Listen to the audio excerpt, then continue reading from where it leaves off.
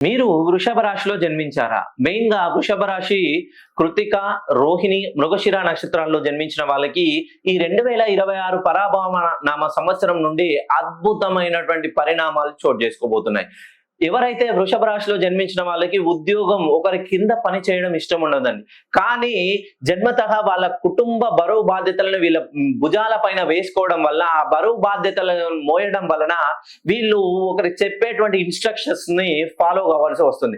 వీళ్ళు ఎంత కష్టపడ్డా వీళ్ళకి గుర్తింపు అనేది ఉండదు. ఏదైనా చిన్న పొరపాటు చేస్తే దాన్ని భూతద్దంలో పెట్టి నలుగురిలో ఎప్పటికప్పుడు వీళ్ళని అవమానపరుస్తూనే ఉంటారు.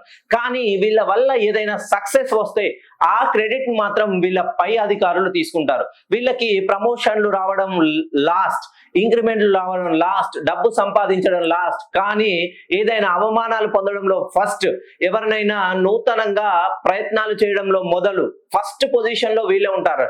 తిట్లు చివాట్లు తినడంలో ఫస్ట్, రికగ్నైజేషన్ పొందడంలో లాస్ట్.